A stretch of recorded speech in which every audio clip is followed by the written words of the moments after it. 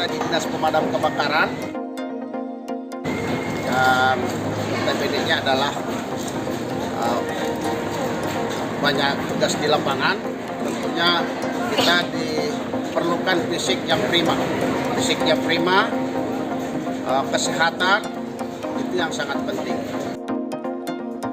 Untuk itu kegiatan olahraga di Dinas Pemadam Kebakaran ini kita diberi jadwal rutin hari Selasa dan hari Rabu.